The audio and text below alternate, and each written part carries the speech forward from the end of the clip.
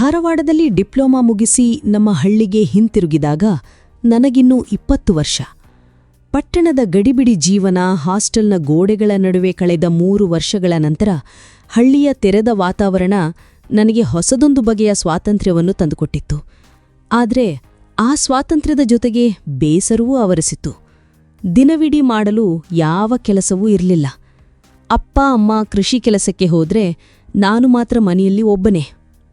ನನ್ನ ತೆಳ್ಳಗಿನ ದೇಹ, ಇನ್ನೂ ಮೀಸೆ ಸರಿಯಾಗಿ ಮೂಡದ ಮುಖ, ನನ್ನನ್ನು ನೋಡಿದವರೆಲ್ಲ ಇನ್ನೂ ಸಣ್ಣ ಹುಡುಗ ಎಂದೇ ಹೇಳ್ತಾ ಇದ್ರು.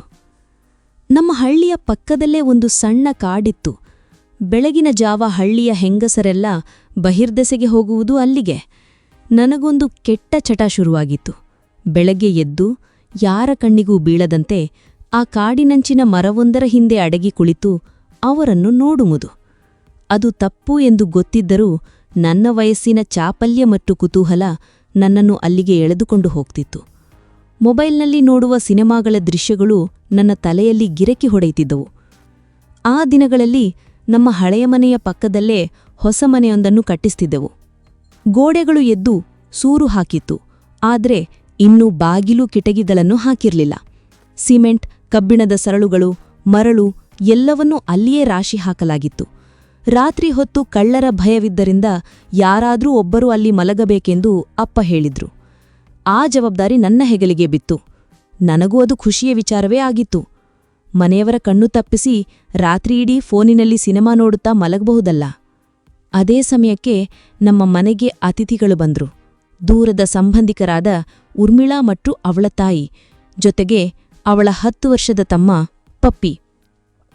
ನಮ್ಮ ಹಳೆಯ ಮನೆಯಲ್ಲಿ ಜಾಗ ಸಾಲದೆ ಉರ್ಮಿಳಾಳ ತಾಯಿ, ದೇವಾ, ನೀನು ಹೊಸ ಮನೆಯಲ್ಲಿ ಮಲಗ್ತಿಯಲ್ಲವೇ? ಉರ್ಮಿಳಾ ಮತ್ತು ಪಪ್ಪಿ ಕೂಡ ನಿನ್ನ ಜೊತೆ ಅಲ್ಲಿಯೇ ಮಲಗಲಿ. ಇಲ್ಲಿ ತುಂಬಾ ಸೆಕೆಯಾಗ್ತಿದೆ ಎಂದರು. ನನಗೆ ಒಳಗೆ ಒಂದು ಕ್ಷಣ ಮಿಂಚು ಹೊಡೆದಂತಾಯ್ತು. ಉರ್ಮಿಳಾ, ಅವಳನ್ನು ನಾನು ಚಿಕ್ಕವನಿದ್ದಾಗ ನೋಡಿದ್ದು. ಈಗ ಅವಳಿಗೆ 19 ವರ್ಷ. ಅರಳಿ ನಿಂತ ಹೂವಿನಂತೆ ಕಾಣ್ತಾ ಇದ್ಲು. ಅವಳ ಮಾಟವಾದ ಕಣ್ಣುಗಳು, ಕೆಂಪಾದ ತುಟಿಗಳು, ತುಂಬಿದ ಮೈಕಟ್ಟು ನನ್ನಂತಹ ಹುಡುಗನ ನಿದ್ದೆಗೆಡಿಸಲು ಸಾಕಾಗಿತ್ತು. ಅವಳು ನನಗೆ ಅತ್ತಿಗೆ ಆಗಬೇಕಾದವಳು. ನಮ್ಮ ಹಳ್ಳಿಯಲ್ಲಿ ಆ ರೀತಿಯ ಸಂಬಂಧಗಳಿಗೆ ಒಂದು ಸಲುಗೆ ಇರುತ್ತದೆ. ಆದರೆ ನನ್ನ ಮನಸ್ಸಿನಲ್ಲಿ ಬೇರೆಯದೇ ಯೋಚನೆಗಳು ಸುಳಿದಾಡಿದವು.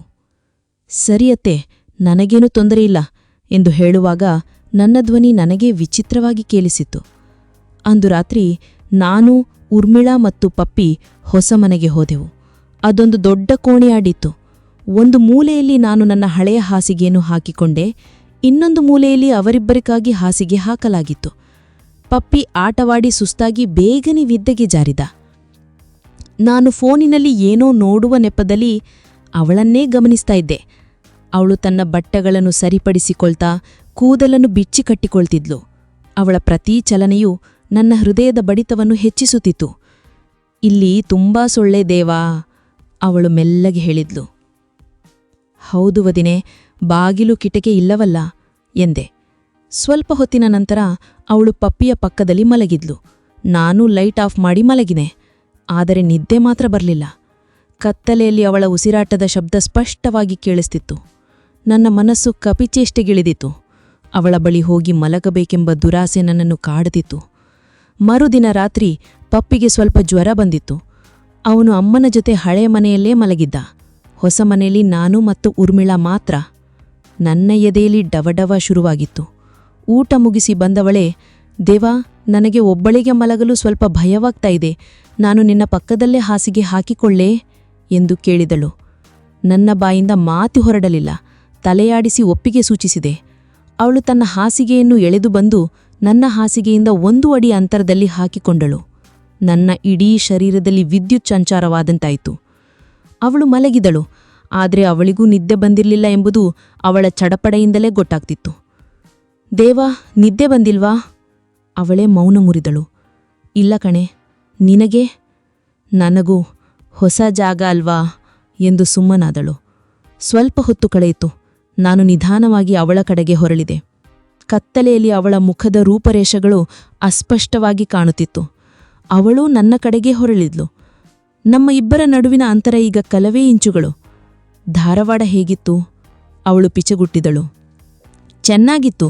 ಆದ್ರೆ ಬೋರ್, ನಾನು ಅವಳ ಕಣ್ಣುಗಳನ್ನೇ ನೋಡ್ತಾ ಹೇಳಿದೆ. ನನ್ನ ಕೈ ನಿಧಾನವಾಗಿ ಚಲಿಸಿ ನಮ್ಮ ಇಬ್ಬರ ನಡುವಿನ ಹಾಸಿಗೆಯನ್ನು ಸ್ಪರ್ಶಿಸಿತು. ನನ್ನ ಬೆರಳುಗಳು ಅವಳ ಬೆರಳುಗಳಿಗೆ ತಾಗಿದಾಗ ಅವಳು ತನ್ನ ಕೈಯನ್ನು ಹಿಂದಕ್ಕೆಳೆಯಲಿಲ್ಲ. ಬದಲಾಗಿ ಅವಳ ಬೆರಳುಗಳು ನನ್ನ ಬೆರಳುಗಳನ್ನು ಮೆಲ್ಲಗೆ ಹಿಡಿದುಕೊಂಡಳು. ಆ ಸ್ಪರ್ಶವೇ ಎಲ್ಲವನ್ನೂ ಹೇಳಿಬಿಟ್ಟಿತ್ತು. ಮಾತುಗಳು ನಿಂತು ಹೋಗಿದ್ದವು. ನನ್ನ ಧೈರ್ಯ ಹೆಚ್ಚಾಯಿತು. ನಾನು ಇನ್ನಷ್ಟು ಅವಳ ಬಳಿ ಸರಿದೆ. ಈಗ ನಮ್ಮ ಇಬ್ಬರ ದೇಹಗಳು ತಾಗುವಷ್ಟು ಹತ್ತಿರದಲ್ಲಿದ್ದೆವು. ಅವಳ ಬಿಸಿ ಉಸಿರು ನನ್ನ ಮುಖಕ್ಕೆ ತಾಗುತ್ತಿತ್ತು. ಅವಳ ಸೀರೆಯಿಂದ ಬರುತ್ತಿದ್ದ ಮಲ್ಲಿಗೆಯ ಪರಿಮಳ ನನ್ನನ್ನು ಮತ್ತಷ್ಟು ಮತ್ತೇರಿಸುತ್ತಿತ್ತು. ನನ್ನ 19 ವರ್ಷದ ಜೀವನದಲ್ಲಿ ನಾನೆಂದೂ ಇಂತಹ ಅನುಭೂತಿಯನ್ನು ಪಡೆದಿರಲಿಲ್ಲ. ನಾವಿನ್ನೇನು ನಮ್ಮ ಬಯಕೆಗಳ ಎಲ್ಲೆಯನ್ನು ದಾಟಬೇಕು ಎನ್ನುವಷ್ಟರಲ್ಲಿ ಖ ಖ ಖ ಹೊರಗಿನಿಂದ ಕೆಮ್ಮಿದ ಶಬ್ದ ಕೇಳಿಸಿತು. ಅದು ಪಪ್ಪಿಯ ಕೆಮ್ಮು. ಅವನು ನೀರು ಕುಡಿಯಲು ಎದ್ದು ಬಂದಿರಬೇಕು. ನಾವಿಬ್ಬರೂ ಬೆಚ್ಚಿಬಿದ್ದು ದೂರ ಸರಿದೆವು. ನನ್ನ ಎದೆ ಬಾಯಿಗೆ ಬಂದಂತಾಯಿತು. ಸಿಕ್ಕಿಬಿದ್ದರೆ ನಮ್ಮ ಇಬ್ಬರ ಮರ್ಯಾದೆಯೂ ಹೋಗುತ್ತಿತ್ತು. ಊರ್ಮಿಳಾ ಭಯದಿಂದ ಗಡಗಡ ನಡುಗುತ್ತಿದ್ದಳು. ಹೊರಗಿನಿಂದ ನೀರಿನ ಲೋಟವನ್ನು ಇಟ್ಟ ಶಬ್ದವಾಯಿತು. ನಂತರ ಪಪ್ಪಿ ವಾಪಸ್ ಹೋದ ಹೆಜ್ಜೆಯ ಸದ್ದು ಕೇಳಿಸಿತು. ನಾವಿಬ್ಬರು ನಿಟ್ಟುಸಿರ್ಬಿಟ್ಟೆವು. ಆದರೆ ಹೊತ್ತಿಕೊಂಡ ಬೆಂಕಿಯನ್ನು ಆರಿಸುವುದು ಅಷ್ಟು ಸುಲಭವಾಗಿರಲಿಲ್ಲ. ಇಲ್ಲಿ ಬೇಡ ದೇವಾ, ಯಾರಾದರೂ ಬರಬಹುದು, ಊರ್ಮಿಳಾ ನಡುಗುವ ಧ್ವನಿಯಲ್ಲಿ ಹೇಳಿದಳು. ಅವಳ ಮಾತಿನಲ್ಲಿ ಭಯದ ಜೊತೆಗೆ ಬಯಕೆಯೂ ಇತ್ತು. ಆ ಕಡೆ ಕೋಣೆಗೆ ಹೋಗೋಣವೇ? ನಾನು ಕೇಳಿದೆ. ಹೊಸ ಮನೆಯ ಇನ್ನೊಂದು ತುದಿಯಲ್ಲಿ ಇನ್ನೊಂದು ಸಣ್ಣ ಕೋಣೆ ಇತ್ತು. ಅವಳು ಮೌನವಾಗಿ ತಲೆಯಾಡಿಸಿದಳು. ನಾವಿಬ್ಬರು ಬೆಕ್ಕಿನ ಹೆಜ್ಜೆ ಇಟ್ಟು ಶಬ್ದ ಮಾಡದೆ ಆ ಕೋಣೆಗೆ ಹೋದೆವು. ಈ ಬಾರಿ ನಮ್ಮ ಇಬ್ಬರ ನಡುವೆ ಯಾವುದೇ ಅಡೆತಡೆ ಇರಲಿಲ್ಲ. ಭಯ, ಸಂಕೋಚ ಎಲ್ಲವೂ ಮಾಯವಾಗಿ ಕೇವಲ ಇಬ್ಬರ ಯುವ ದೇಹಗಳ ಬಯಕೆ ಮಾತ್ರ ಉಳಿದಿತ್ತು.